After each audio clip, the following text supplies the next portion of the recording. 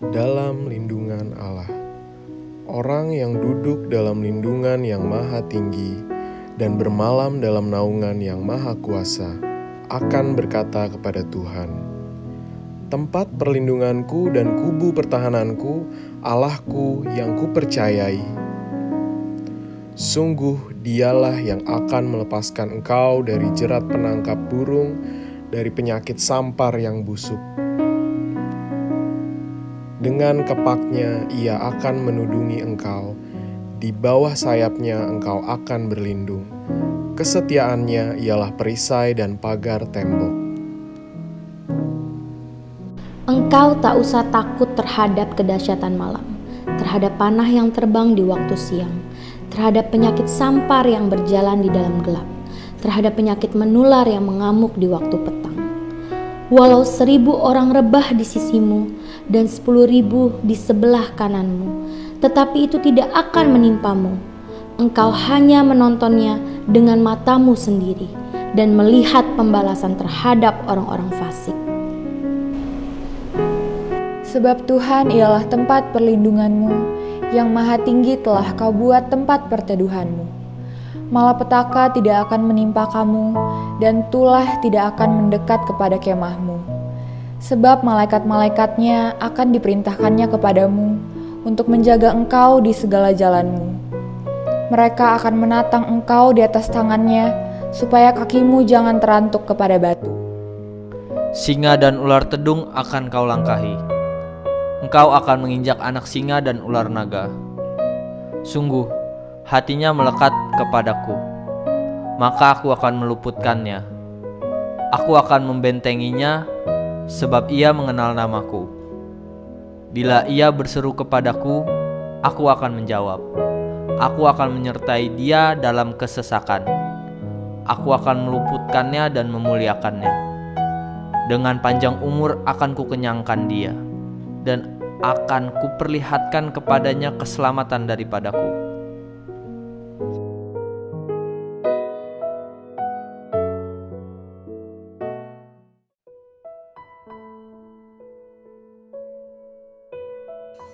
Pentakosta ketiga adalah pencurahan Roh Kudus yang dahsyat di zaman ini melebihi yang terjadi di Azusa Street. Pentakosta ketiga akan mengakibatkan penuaian jiwa yang terbesar dan yang terakhir sebelum Tuhan Yesus datang kembali. Pentakosta ketiga akan membangkitkan generasi Yeremia, yaitu anak-anak muda yang dipenuhi oleh Roh Kudus, cinta mati-matian kepada Tuhan Yesus, tidak kompromi terhadap dosa, dan akan bergerak untuk memenangkan jiwa-jiwa. Pentakosta ketiga lahir di Indonesia dan bergerak ke bangsa-bangsa. Gerakan ini dari timur ke barat dan akan kembali ke Yerusalem.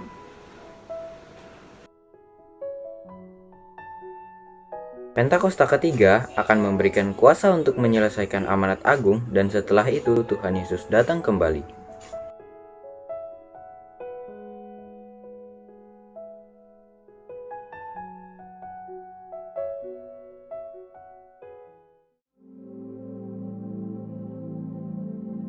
Shalom saudara, memasuki bulan ini kita memperingati hari Jumat Agung dan hari kebangkitan Tuhan Yesus atau Paskah. Salah satu perdebatan yang terjadi beribu-ribu tahun sejak gereja berdiri adalah apakah kematian dan kebangkitan Yesus itu benar-benar terjadi atau hanya isapan jempol belaka. Di dalam Voice of Pentecost kali ini, kita akan membahas mengenai fakta kebangkitan Kristus. Pertama, kita perlu bertanya dahulu, apakah Yesus benar-benar mati secara historis di atas kayu salib? Karena ada juga teori yang beredar di luar sana bahwa Yesus tidak benar-benar mati. Faktanya adalah Yesus secara historis terbukti benar mati di atas kayu salib menurut hukuman Romawi saat itu. Kita memiliki bukti-bukti kuat dari kitab Perjanjian Baru dan kitab sejarah di luar Alkitab yang mencatat ada seseorang bernama Yesus yang betul-betul mati di atas kayu salib. Kedua, bahkan seorang pakar sejarah Perjanjian Baru yang juga seorang ateis dan kritikus utama terhadap kebangkitan Yesus, yaitu Dr. Gerd Ludemann, berkata, secara historis tidak dapat disangkal bahwa Yesus betul-betul mati. Nah, yang seringkali menjadi pertanyaan orang adalah, apakah betul Yesus itu bangkit dari kematian? Bagaimana saya bisa menjelaskan hal ini kepada orang yang ragu? Hari ini kita akan melihat setidaknya 4 fakta sejarah yang membuktikan kebangkitan Kristus. Pertama, fakta bahwa kubur Yesus itu kosong. Ini adalah salah satu bukti terpenting mengenai kebangkitan Yesus. Karena bahkan orang-orang yang tidak setuju dengan pengajaran Yesus, yaitu para imam kepala dan orang Farisi, mengakui bahwa kubur itu kosong. Ketika para murid mulai berbicara mengenai Tuhan Yesus yang bangkit dari kematian, mereka sampai harus membuat berita bohong bahwa murid-muridnya datang dan mencuri mayat Yesus. Poinnya adalah, imam-imam kepala saat itu juga sadar bahwa kubur Yesus kosong, tetapi mereka tidak mau mengakui kebangkitan Tuhan Yesus. Mereka membuat berita bohong yang tersebar sampai hari ini. Imam kepala dan orang Farisi tidak bisa menjelaskan bagaimana kubur itu kosong. Kedua, fakta bahwa prajurit Romawi turut menyaksikan kebangkitan Yesus. Kubur Yesus dijaga oleh para prajurit Romawi yang diminta sendiri oleh para imam kepala dan orang Farisi kepada Pilatus. Bagaimana mungkin penjaga-penjaga yang memeterai kubur itu dan menjaganya tidak sadar kalau ada murid yang berusaha mencuri dan membuka batu kuburan itu? Alkitab malah mencatat ketika Yesus bangkit, penjaga-penjaga itu gentar ketakutan dan menjadi seperti orang-orang mati. Kalau prajurit Romawi lalai melaksanakan tugas, seharusnya mereka dihukum mati, bukan? Tetapi faktanya adalah mereka diberikan sejumlah besar uang untuk tutup mulut perihal mujizat kebangkitan Yesus. Ketiga, fakta pertobatan Yakobus saudara Yesus dan juga Saulus. Yakobus yang adalah saudara kandung dari Yesus juga awalnya tidak percaya bahwa Yesus betul-betul anak Allah. Malahan jika kita baca dari Markus 3 ayat 21 dan Yohanes 7 ayat 1-10, jelas tertulis bahwa saudara-saudaranya sendiri pun tidak percaya kepadanya. Tetapi apa yang terjadi dalam kitab Kisah Para Rasul? Kita menemukan Yakobus saudara Yesus menjadi kepala gereja di Yerusalem. Sekarang, menurut saudara, apa yang bisa mengubah hati Yakobus dari yang tidak percaya kepada pelayanan Yesus berubah menjadi kepala gereja dan bahkan mati martir setelah kematian saudaranya sendiri? Jelas kebangkitan Kristus yang mengubah hati Yakobus. Perubahan hati dari Yakobus yang bahkan mati menjadi martir sekitar tahun 60 membuktikan berita tentang kebangkitan Yesus adalah nyata. Bagaimana dengan Saulus? Seorang Farisi yang sangat dihormati dan telah memimpin kegerakan awal di dalam mencari dan membunuh orang-orang Kristen pada zaman itu. Dia bertobat dan tidak main-main. Kehidupannya berubah 180 derajat dari pembunuh menjadi pengabar Injil. Paulus mengalami perjumpaan pribadi dengan Yesus yang telah bangkit itu dan menjadi salah satu rasul yang menulis banyak kitab di Perjanjian Baru dan rasul yang setia mengabarkan Injil sampai akhir hayatnya. Yang keempat, fakta dari banyaknya saksi mata yang menyaksikan kebangkitan Yesus Kristus. Kalau hanya 1 atau 2 orang yang menyaksikan kebangkitan Yesus dan hanya 1 atau 2 naskah kuno yang menulis mengenai kebangkitan Yesus, mungkin patut dipertanyakan. Tetapi Yesus tidak menampakkan dirinya hanya kepada 1 atau 2 orang, tetapi kepada banyak orang. Kutipan Paulus di dalam 1 Korintus 15 ayat 5-7 yang adalah kredo atau pernyataan iman gereja mula-mula dan dibacakan dari minggu ke minggu jelas menyatakan bahwa Yesus menampakkan dirinya kepada Petrus, kepada murid-muridnya, kepada lebih dari 500 saudara sekaligus, kepada Yakobus dan kepada semua rasul. Dalam tulisan-tulisan Injil Matius, Markus, Lukas, dan Yohanes, kita menemukan cerita yang mendukung kredo gereja mula-mula tersebut. Luar biasa, bukan? Akhirnya saudara, kita sebagai orang percaya perlu menyadari bahwa bukti-bukti tentang kebangkitannya menguatkan bahwa Yesus itu bangkit. Seperti gembala kita Paniko berkata, jika Yesus tidak bangkit dari kematian, maka sia-sialah kepercayaan kita. Bukti sejarah hanya membantu untuk menguatkan iman kita, tetapi tidak menjadi dasar iman kita. Berbahagialah setiap kita yang percaya namun tidak melihat. Amin. Tuhan Yesus memberkati. Saudara, untuk penjelasan lebih lengkapnya dari tim teologi kami, silakan klik link yang ada di atas atau scan QR Code yang tersedia. Sekali lagi, Tuhan Yesus memberkati. United, united we stand. United, united we stand. United, united we stand.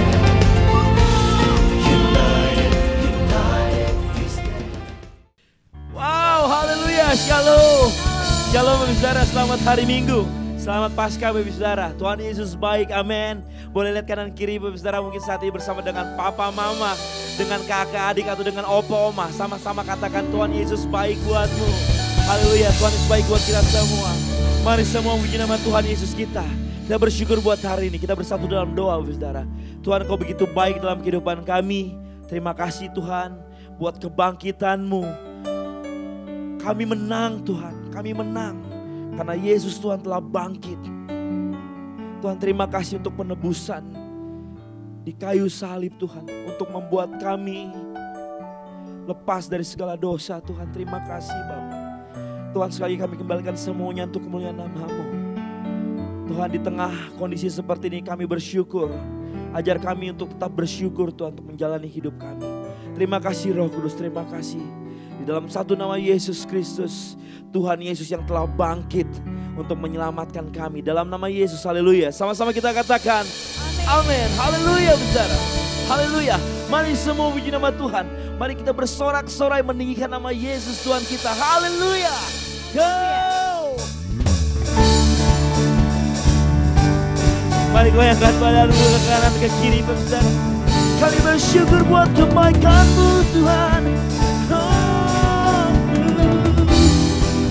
Mari sama-sama katakan, mari semua nyanyi haleluya, ri dan melompat untuk Raja kita. Besar mulia Dia Yesus Tuhan, menebus pembebas kita. Mari katakan, mari semua nyanyi haleluya, ri dan melompat untuk Raja kita. Besar mulia Dia Yesus Tuhan, menebus pembebas kita. Mereka katakan dari utara sampai ke selatan. Biarlah nama Tuhan dimuliakan. Biarlah semua yang bernafas memuji-muji namanya. Haleluya. Karena besar kasih setia-Mu Tuhan, karena anugerah-Mu ku diselamatkan. Yesus, ku bersyukur dan ku bersuka dari selamanya sampai selamanya. Mari semua nyanyi haleluya, ri dan melompat untuk Raja kita. Besar mulia Dia Yesus Tuhan, menebus pembebas kita.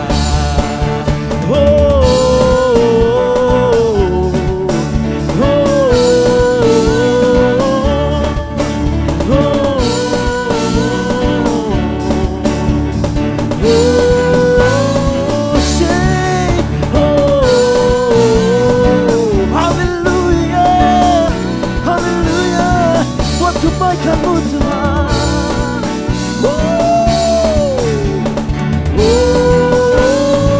Haleluya. Haleluya, ku memuji-Mu.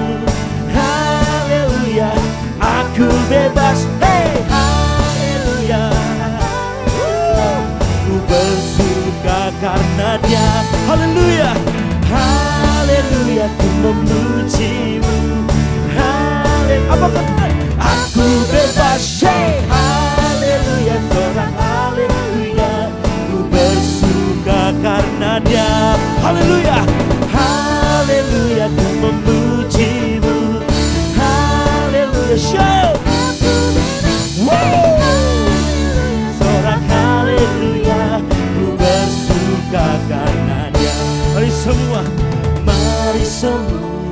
nyanyi haleluya, dan melompat untuk Raja kita.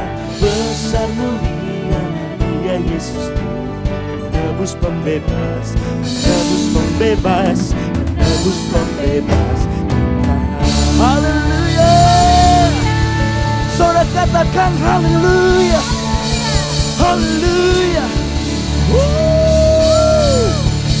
Yesus Tuhan. Haleluya, saudara.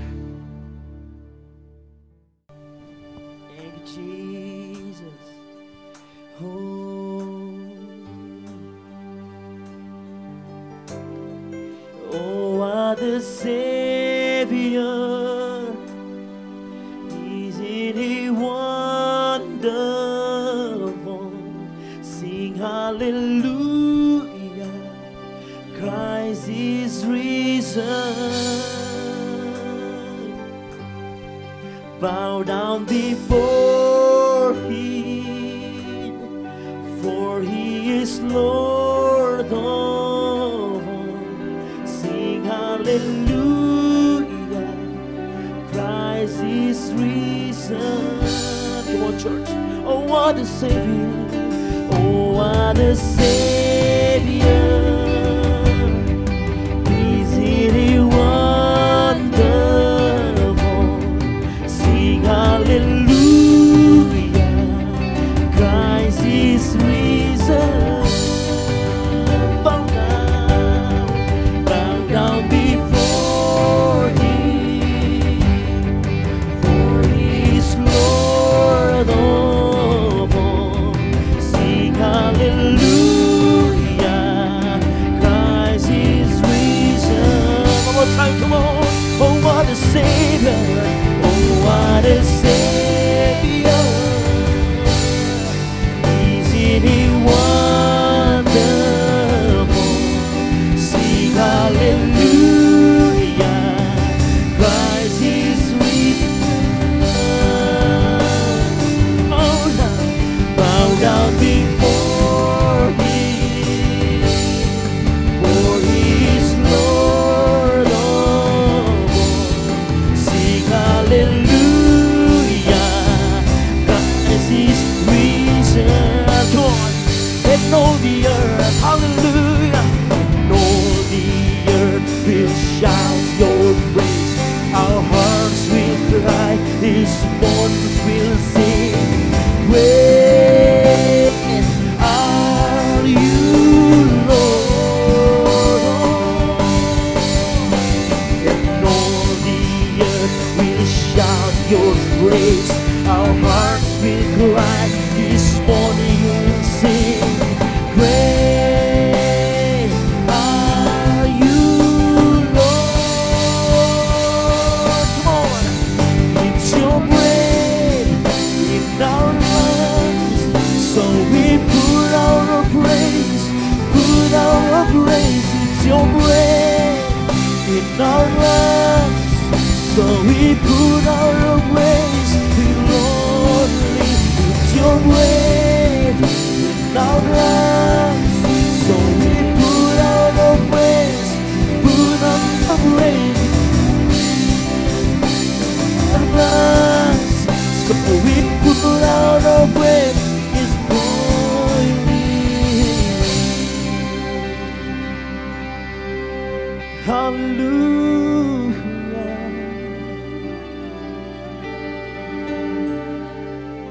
Jesus, Jesus. Hallelujah. Hallelujah. Hallelujah. Ang sembah Yesus Tuhan kita. Agungkan namanya. Hallelujah. Juru selamat kami, pembela kami, dari setiap hati kami Tuhan. Kami mau mengatakan bahwa Engkau Yesus Tuhan yang baik, pembela kami, juru selamat kami. Oh, haleluya, haleluya. Come on, worship, worship. Puji kebesaran-Mu Tuhan, sebab Engkau Yesus kekuatan, Yesus kekuatan kami. Kami bersyukur Tuhan, kami memuji Tuhan yang dahsyat.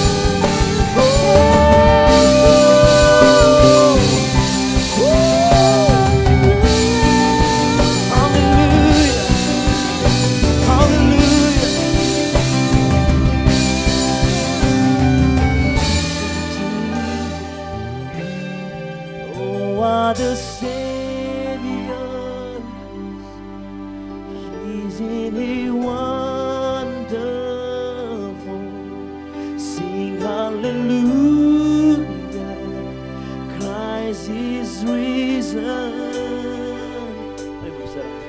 kedua tangan. Bow down before Him, for He is Lord of all. Sing hallelujah, Christ is risen. Boleh sekali lagi menceritakan, oh what a Savior, oh what a Savior, isn't He wonderful? Sing hallelujah, Christ is risen.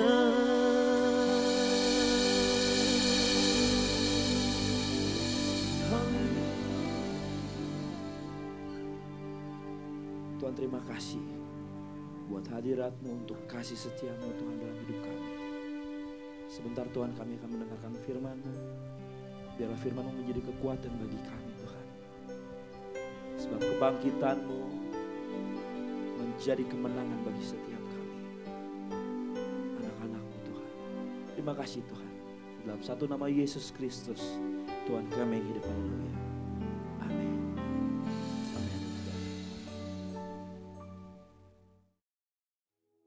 Shalom, selamat berjumpa kembali. Selamat merayakan Paskah, hari kebangkitan Tuhan kita Yesus Kristus.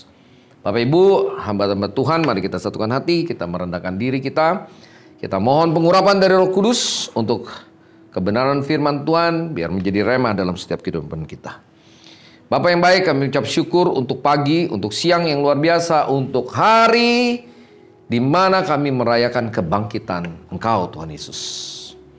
Tuhan, kami mengerti betapa pentingnya, kami mengerti tentang kebangkitan, makna, the power of Christ resurrection. Dan biarlah Roh Kudus yang mengurapi semua anak-anak-Mu yang melayani, ada di studio, bahkan hamba-hamba-Mu yang ada di rumah kami masing-masing, Tuhan mengurapi dengan roh hikmat pewahyuan. Juga terlebih untuk hamba-Mu, Roh Kudus memberikan roh hikmat pewahyuan. Sehingga setiap firman yang disampaikan menjadi rema dalam setiap kehidupan kami, tertanam dengan kuat, bertumbuh dengan subur, berbuah dengan berlipat kali ganda. Dalam nama Tuhan Yesus kami berdoa dan ucap syukur. Haleluya. Amin. Mari kita lihat dalam Filipi 3. Filipi 3 ayat 10. Satu perikop ayat 10 sampai ayat yang ke-16. Filipi 3 ayat 10 sampai 16. Demikian firman Tuhan, yang ku kehendaki ialah mengenal Dia. 1. Mengenal Kristus. 2. Dan kuasa kebangkitannya. 3. Dan persekutuan dalam penderitaannya. 4. Di mana aku menjadi serupa dengan Dia dalam kematiannya. Ya. Filipi 3 ayat 10 itu menjadi fokus kita, headline-nya pada pagi hari ini. Supaya, ayat 11, supaya aku akhirnya beroleh kebangkitan dari antara orang mati. Ini Paulus sudah menyampaikan. Ya, dia punya visinya. Ayat 12, bukan seolah-olah aku telah memperoleh hal ini atau telah sempurna, melainkan aku mengejarnya. Kalau aku dapat juga menangkapnya, karena aku pun telah ditangkap oleh Kristus Yesus. Ayat 13, saudara-saudara, aku sendiri tidak menganggap bahwa aku telah menangkapnya, tetapi ini yang kulakukan. Aku melupakan apa yang telah di belakangku dan mengarahkan diri kepada apa yang di hadapanku. Ya, lupakan yang di belakang, jangan nengok ke belakang lagi, tapi mengarahkan diri kepada apa yang di hadapanku. Ayat 14, dan berlari-lari. Jadi bukan jalan-jalan nih, berlari-lari kepada tujuan, yaitu kepada destiny, untuk memperoleh hadiah, yaitu panggilan sorgawi dari Tuhan dalam Kristus Yesus. Ayat 15, karena itu marilah kita yang sempurna berpikir demikian. Nih, kalau orang yang sempurna berpikir demikian. Dan jikalau lain pikiranmu tentang salah satu hal itu akan dinyatakan Tuhan juga kepadamu. Tetapi baiklah, tingkat pengertian yang telah kita capai, kita lanjutkan menurut jalan yang telah kita tempuh. Jadi ada tingkatan pengertian. Jadi kayak sekolah tuh ada SD, SMP, SMA, ada perguruan tinggi. Ya, kita perhatikan di sini. Tadi ada 4. Ya, bagaimana apa yang namanya dikatakan kuasa daripada kebangkitan Kristus. Yang pertama dikatakan, yang kukehendaki yaitu mengenal Dia, mengenal Kristus. Begini, setiap kita pasti beda-beda. Misalnya gini, Chris mengenal Kristus sampai sejauh mana? Matthew mengenal Kristus sampai sejauh mana? Aldo mengenal Kristus sampai sejauh mana? Setiap orang itu beda-beda. Sama kayak orang sekolah, ada tingkatannya.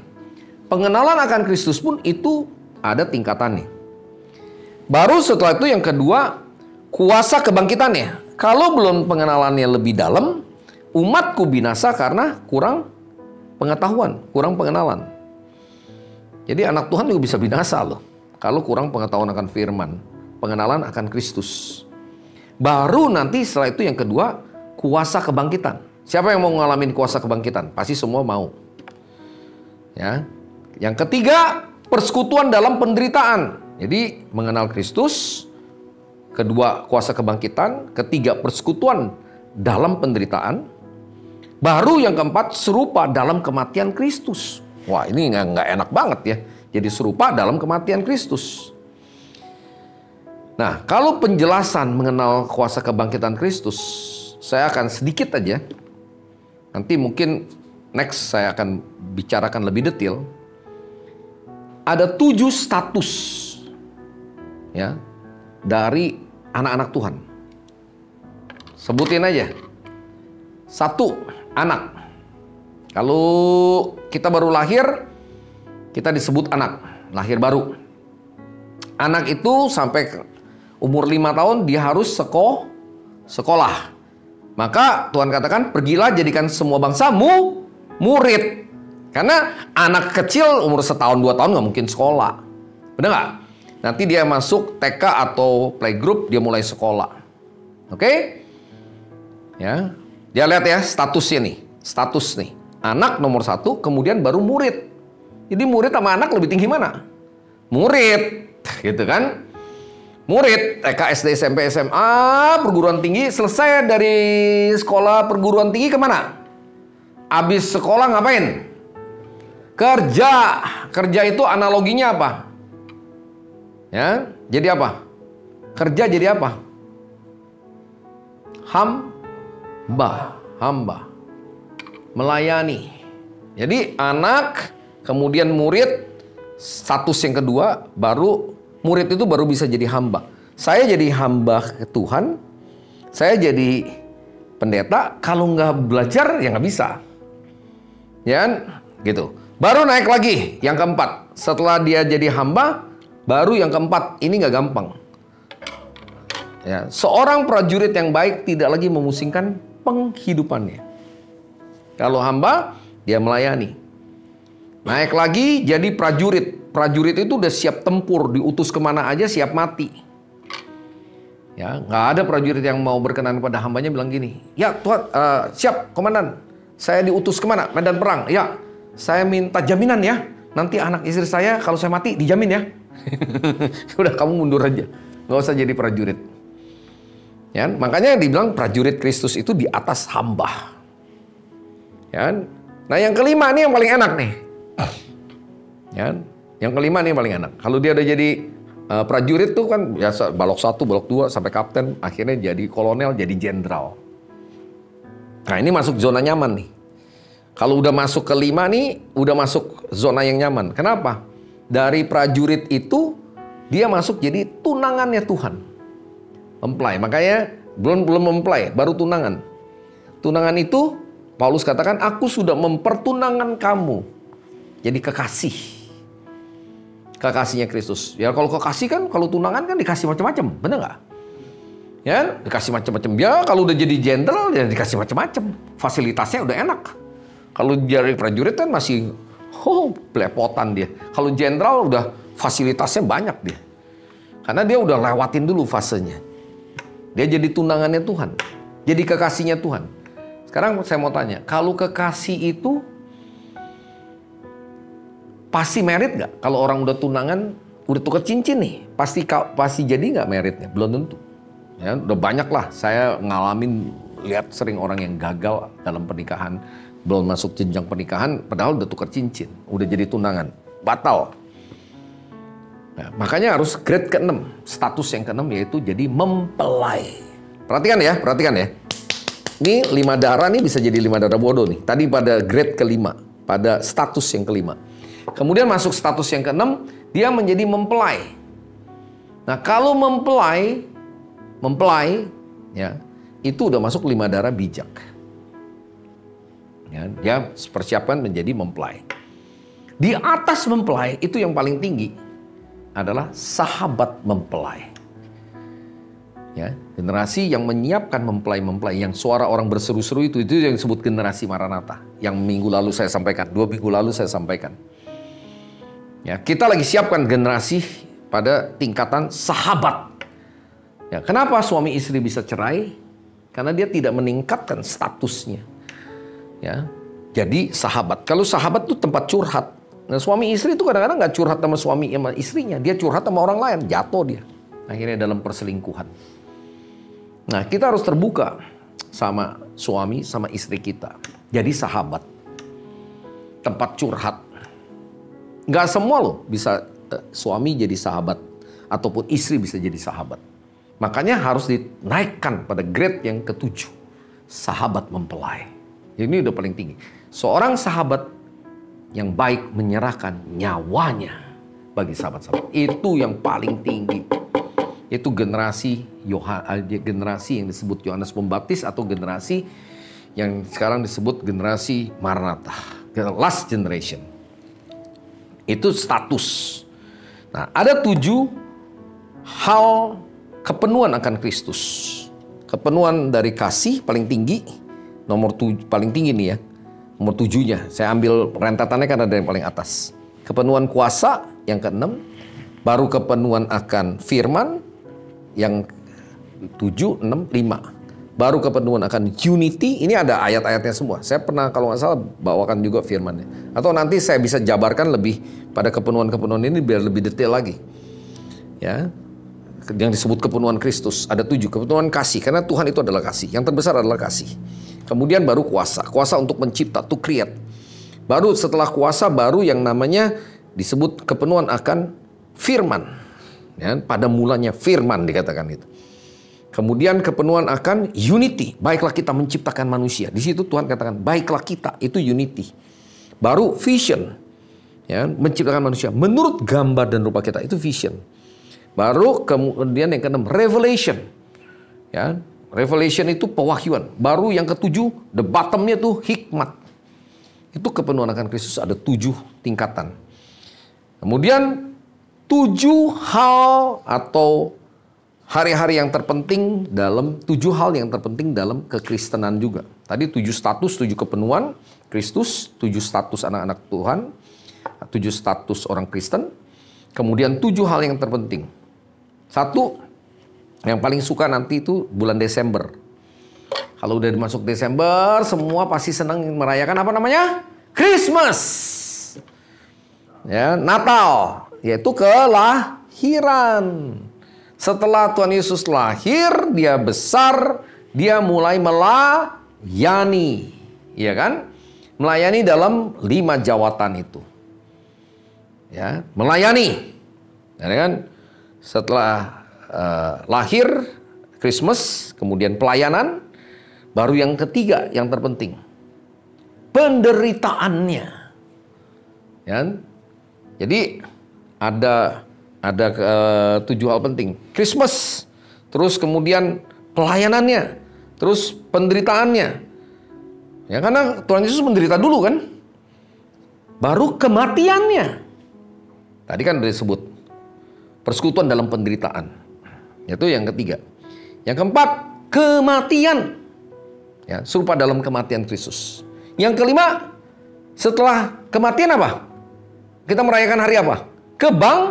Kebangkitan. Kemarin 2 hari 3 hari yang lalu kita mengingat akan pengorbanan Kristus, kematian Tuhan Yesus. Jumat Agung. Oke, masuk kebangkitannya. Setelah mengalami kebangkitan, baru Tuhan Yesus mengalami kenaikan Isa Al-Masih, Tuhan Yesus. 40 hari kemudian. Ya. Yang ke-6, kenaikan. Baru yang ke-7, setelah kenaikan Tuhan mencurahkan Roh Kudus. Itu 7 hal penting. Jadi itu udah 7. Baru yang ke-5, ini pengenalan akan Kristus. Yang 5K, 5KKK, 5-3K. K3 atau yang disebut kasih karunia Kristus.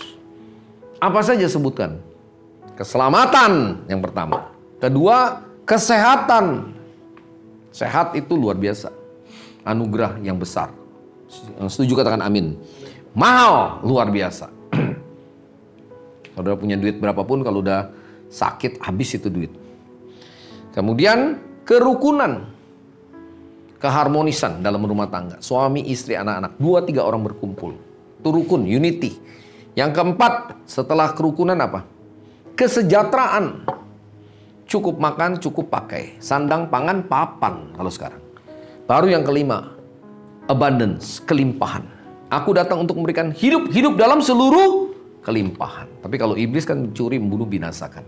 Kalau Tuhan datang untuk memberikan hidup dalam seluruh kelimpahan. Itu 5K. Nah itu kalau saudara sudah mengenal Kristus dengan tadi 7 tambah 5. Triple K-nya. Baru masuk lagi apa lagi? Ada satu lagi. Free will. Kehendak kita ini harus diserahkan menjadi kehendak Kristus. Itu jadi tawanan roh. Udah kepenuhan yang habis tadi. Udah gak punya lagi kehendak. Terserahlah Tuhan mau jadikan kita apa. Nah ini baru saudara dalam. Tingkat kedalaman untuk mengenal dia. Baru kita bicara tentang sekarang masuk kepada kuasa kebangkitan. Kuasa kebangkitan Kristus mengalahkan maut. Itu pasti. Yang kedua membawa kita pada pengangkatan. Nanti ada rapture. Kalau kita mengalami kuasa kebangkitannya, kita akan mengalami rapture. Yang setuju katakan amin. Yang mau katakan amin. Itu paling penting. Ya, setelah mengalahkan maut, kita mengalami nanti pengangkatan. Kemudian hidup yang kekal dalam kelimpahan. Wah, ini dahsyat. Itu kuasa kebangkitannya. Saya langsung dapatkan beberapa contoh. Ada 3 di sini. Ya, yang pertama dalam konteks perjanjian lama, Yeskel 37 ayat 1 sampai 28. Pasukan tulang-tulang kering di sini. Wow. Kebangkitan Israel. Lalu kekuasaan Tuhan, Yeskel 37 ayat 1. Ya, satu perikop ini, panjang sekali, nggak apa-apa lah ya. Kita baca aja pelan-pelan. Lalu kekuasaan Tuhan meliputi aku dan ia membawa aku keluar dengan perantaran Roh Kudusnya dan menempatkan aku di tengah-tengah lembah dan lembah itu penuh dengan tulang-tulang. Ia membawa aku melihat tulang-tulang itu berkeliling-keliling dan sungguh amat banyak bertaburan di lembah itu. Lihat tulang-tulang itu amat kering. Ayat 3, lalu ia berfirman kepadaku, hai anak manusia, dapatkah tulang-tulang ini dihidupkan kembali? Aku menjawab, ya Tuhan, engkaulah yang mengetahui. Lalu firman-Nya kepadaku, ayat 4, bernubuatlah mengenai tulang-tulang ini, dan katakanlah kepadanya, hai tulang-tulang yang kering, dengarkanlah firman Tuhan. Ayat 5, beginilah firman Tuhan Bapa, kepada tulang-tulang ini aku memberi nafas hidup di dalammu, supaya kamu hidup kembali. Nafas hidup itu. Nafas dari Tuhan. Roh Kudus. Aku akan memberi urat-urat padamu dan menumbuhkan daging padamu. Aku akan menutupi kamu dengan kulit dan memberikan kamu nafas hidup, supaya kamu hidup kembali dan kamu akan mengetahui bahwa akulah Tuhan. Ayat 7, lalu aku bernubuat seperti diperintahkan kepadaku dan segera sudah itu aku bernubuat. Kedengaran suara sungguh, suatu suara berderak-derak dan tulang-tulang itu bertemu satu sama lain. Sedang aku mengamati, lihat urat-urat ada dan daging tumbuh padanya, kemudian kulit menutupinya, tetapi belum ada nafas, belum bernafas. Maka firman-Nya kepadaku, bernubuatlah kepada nafas hidup itu, bernubuatlah hai anak manusia, dan katakanlah kepada nafas hidup itu, beginilah firman Tuhan, hai nafas hidup, datanglah dari keempat penjuru angin, dan berhembuslah ke dalam orang-orang yang terbunuh ini, supaya mereka hidup kembali. Terbunuh itu bicara terbunuh secara rohani. Ya, Lalu aku bernubuat seperti diperintahkannya kepadaku, dan nafas hidup itu masuk ke dalam mereka sehingga mereka hidup kembali. Mereka menjejakkan kakinya sebagai suatu tentara yang sangat besar. Makanya itu pencurahan Roh Kudus yang terakhir. Firman-Nya kepadaku, hai anak manusia, tulang-tulang ini adalah seluruh kaum Israel. Sungguh mereka sendiri mengatakan, tulang-tulang kami sudah menjadi kering, dan pengharapan kami sudah lenyap. Kami sudah hilang. Oleh sebab itu bernubuatlah dan katakanlah kepada mereka, beginilah firman Tuhan, sungguh aku membuka kubur-kuburmu dan bangkitkan kamu, hai umatku, dari dalamnya, dan aku akan membawa kamu ke tanah Israel. Dan kamu akan mengetahui bahwa akulah Tuhan pada saat aku membuka kubur-kuburmu dan membangkitkan kamu, hai umatku, dari dalamnya. Aku akan memberikan rohku ke dalammu, sehingga kamu hidup kembali, dan aku akan membiarkan kamu tinggal di tanahmu. Dan kamu akan mengetahui bahwa aku Tuhan yang mengatakannya dan membuatnya. Demikianlah firman Tuhan. Ini dahsyat. Tuhan membuat lewat kuasa kebangkitannya di akhir zaman ini satu pasukan yang terbesar. Maka itu yang kalau kita sebut the last generation atau Maranatha generation. Generasi Maranatha, gen Maranatha. Itu nanti pasukan yang terbesar. Nah, kekuatannya mereka di mana? Di ayat 15, kerajaan Israel dan Yehuda dipersatukan kembali. Itu poinnya. Ayat 15 sampai dengan ayat yang ke 28. Nanti baca aja, tolong nanti Chris ditimbulkan aja, ya kan? Ayat 15-nya sampai 28. Ini panjang sebabnya. Baca begini. Ya, untuk menyingkat waktu, silakan dibaca di situ. Yeskiel 37 ayat 15 sampai ayat yang ke 28. Maka bangsa-bangsa akan mengetahui bahwa aku Tuhan menguduskan Israel pada waktu tempat kudusku berada di tengah-tengah mereka untuk selama-lamanya. Kebangkitan Israel tentu ada dua. Kebangkitan Israel secara jasmani dan kebangkitan Israel secara rohani. Siapa Israel rohani? Siapa Israel rohani? Gereja, orang percaya, itu Israel rohani. Dia harus bangkit dulu. Baru Israel secara jasmani. Ya, karena yang akan dipakai gerejanya Tuhan dulu. Karena Israel secara jasmani kan menolak Kristus. Ya, gereja dulu menjadi satu tentara pasukan Tuhan yang terbesar. Itu tulang kering. Dan itu pencurahan Roh Kudus yang terakhir. Kemudian dibangun sistemnya karena ada urat, ada sendi, ada daging di situ. Ya, ada kulit. Itu panjang lagi, itu sistem tadi makanya. Nah, di situ yang dikatakan kuasa kebangkitannya akan membangkitkan, yang pertama adalah pasukan yang terakhir. The last generation, generasi Maranatha. Maranatha generation. Itu tulang-tulang harus dipersatukan. Jadi tubuh Kristus ini, gereja harus dipersatukan dulu. Ya.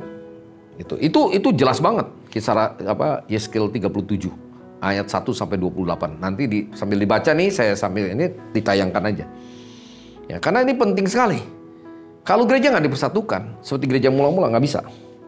Ya, baru masuk pada kehidupan yang berlimpah, Kisah Rasul 4 ayat 32 sampai 37. Nah, ini konteks perjanjian barunya. Adapun kumpulan orang, Kisah Rasul 4 ayat 32 sampai 37. Adapun kumpulan orang yang telah percaya itu, mereka sehati dan sejiwa, dan tidak ada seorang pun berkata bahwa sesuatu dari kepunyaannya adalah miliknya sendiri, tetapi segala sesuatu adalah kepunyaan mereka bersama. Dan ayat 43, dan dengan kuasa yang besar, rasul-rasul memberi kesaksian tentang kebangkitan Tuhan Yesus. Dan mereka semua hidup dalam kasih karunia yang melimpah-limpah. Tadi, 5 kasih karunia itu. Sebab, ayat 34, tidak ada seorang pun yang hidupnya berkurangan di antara mereka. Karena semua orang yang mempunyai tanah atau rumah menjual kepunyaan itu. Dan hasil penjualan itu mereka bawa dan mereka letakkan di depan kaki rasul-rasul. Lalu dibagikan pada setiap orang sesuai dengan keperluannya. Nggak dimasukin kantong rasul-rasul. Nggak pendeta yang jadi pada kaya. Salah ini. Bertobat pendeta-pendeta. Ya kan? Demikian pula dengan Yusuf. Perhatikan di sini. Yang oleh rasul-rasul disebut Barnabas. Artinya anak penghiburan. Seorang Lewi. Lewi itu hamba Tuhan full-timer. Dari Siprus, ia menjual ladangnya, miliknya, lalu membawa uang itu dan meletakkan di depan kaki rasul-rasul. Catat itu baik-baik. Jadi di situ. Ya, nah, ini yang Tuhan lagi tunggu. Dan itu akan mengalami satu kehidupan yang berlimpah. Jadi perjanjian lamanya tadi Yeskiel 37 ayat 128, kemudian perjanjian baru Kisah Rasul 4 ayat 32 sampai 37. Kemudian yang terakhir kerajaan 1000 tahun, Wahyu 20 ayat 1 sampai 6.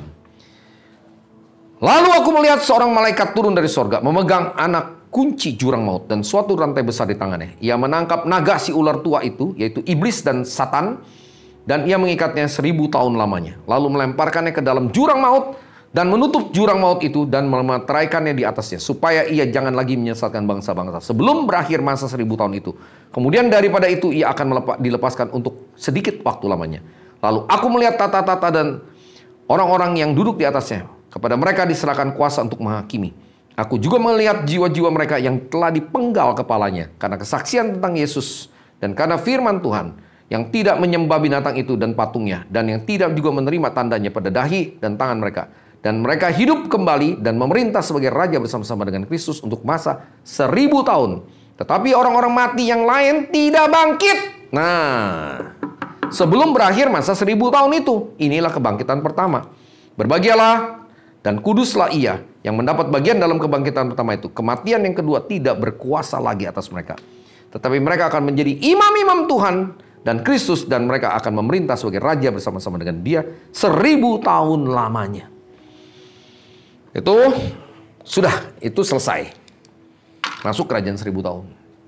Tapi bagi orang yang mengalami kuasa kebangkitan Kristus. Tapi kalau tidak, dia gak akan ngalamin. 1000 tahun masih masuk di kekekalan di jurang maut itu. Nah, mari kita ini hari-hari terakhir lihat makin tajam arahnya ya untuk kita merayakan kebangkitan Kristus. Sebetulnya masih ada 2 poin lagi kan. Cuman nanti minggu depan lagi kita akan bahas. Karena ini merupakan 2 sesi tentang kuasa kebangkitannya. Kiranya ini menjadi berkat bagi kita. Dan biar ini sungguh-sungguh kita terapkan dalam setiap kehidupan kita. Mengalami kuasa kebangkitan Kristus. Ya, tentunya ada step-stepnya tadi. Saudara dan saya harus mengalami dulu pengenalan akan Kristus. Baru kuasa kebangkitannya. Baru persekutuan penderitaan. Bersekutu dalam penderitaan Kristus, baru serupa dengan kematian Kristus. Itu dahsyat sekali. Tuhan Yesus memberkati. Mari kita satukan hati. Bapa yang baik, kami mengucap syukur untuk pagi yang luar biasa, untuk hari yang luar biasa. Tuhan, Kau sudah berbicara secara jelas di hari Paskah ini. Kami mengucap syukur Tuhan Yesus. Engkau bangkit pada hari ketiga.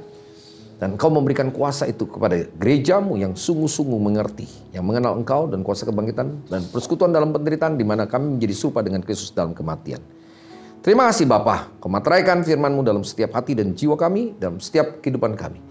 Sehingga kami menjadi pendengar dan pelaku yang baik. Dalam nama Tuhan Yesus Kristus, Tuhan memberkati berlimpah-limpah setiap anak-anak-Mu. Sebentar kami akan berpisah, kami rindu menerima berkat daripada. Mari kita bangkit berdiri, kita angkat kedua tangan kita. Segala pujian, hormat, dan kemuliaan kami kembalikan hanya untuk nama Tuhan kami Yesus Kristus. Jemaat yang dikasihi Tuhan, mempelai Kristus, sahabat mempelai Tuhan, biar kita boleh kembali ke rumah kita masing-masing, kembali kepada aktivitas kita sepanjang minggu ke depan, dan membawa berkat daripada Bapa di sorga, yaitu kebenaran, damai sejahtera, dan sukacitanya, kasih dan kuasa yang sempurna daripada Tuhan kita Yesus Kristus, penyertaan, bimbingan, pertolongan, penghiburan, urapan yang baru oleh Roh Kudus akan selalu menyertai kita sekalian, mulai pagi siang hari ini sampai Maranatha. Tuhan Yesus jemput kita di awan-awan yang permai dan bahkan sampai selama-lamanya. Kita yang percaya diberkati bersama-sama katakan amin, amin, amin. Terima kasih Tuhan Yesus berkati berlimpah-limpah. Haleluya. Sampai jumpa.